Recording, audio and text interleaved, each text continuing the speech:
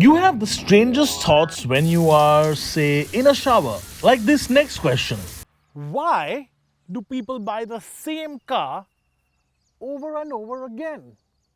We see this often with the likes of the City, the CRV, maybe even the Fortuner.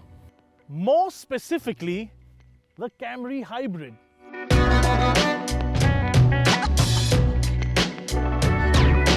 Now, this isn't some paid-for video by Toyota. It is a genuine question. People who buy the Camry Hybrid usually seem to come back for one when Toyota launches a new one, and that probably explains why there's a waiting period on these even today, and why the resale value of these is normally exceptional. But of course, that also has to do with that badge up front. So where should we start? The front? The back? Now, where did you think it was going to start? Obviously, it's going to be in the back seat, isn't it? And there is a very good reason for it. Reclining seats. Now, in your Innova or in an SUV, that might be common, but in a sedan, it isn't. And just like a few inches makes a whole bunch of difference, if you know what I mean, a few degrees of backrest, oh, that makes a hell of a lot of difference in the back.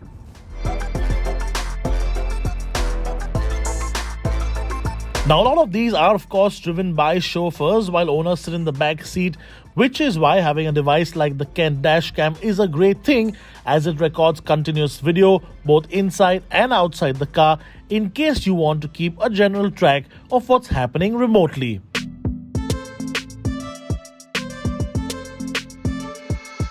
It's like this: if you could afford it, why wouldn't you want to sit in the reclining seat option at a theater and watch a movie? Or have those beautiful Friends-style recliners at home? Or of course, fly business class absolutely everywhere. And it's not just the reclining seats, some people need the space too. Now, vertically I might not be very excessive, but otherwise... And it's also comfortable, like ride quality wise. Truly, this rear seat is wonderful.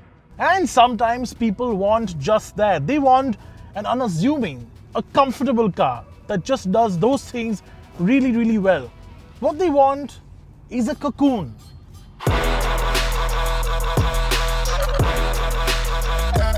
But of course, it's a car, which means I have to drive it.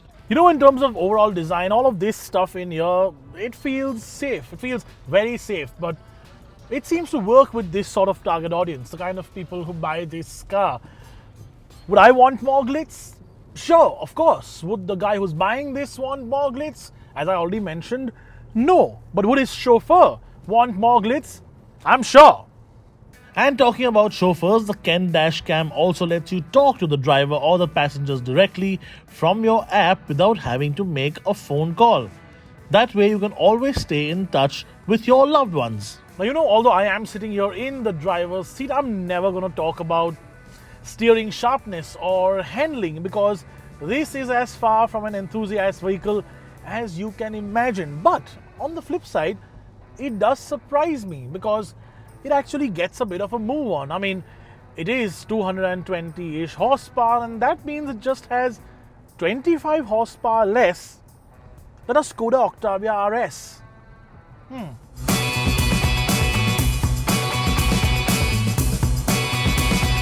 It takes almost 10 seconds to get to 100, but it doesn't feel slow for such a big and, more importantly, such a heavy car. I get it now. A lot of cars go out there and try to be the jack of all trades and the master of none. This one, on the other hand, is the exact opposite. It is the master of one. It does comfort really, really well above everything else. And at the same time, it is still the jack of all trades. I guess that answers the question that we set out to ask, isn't it?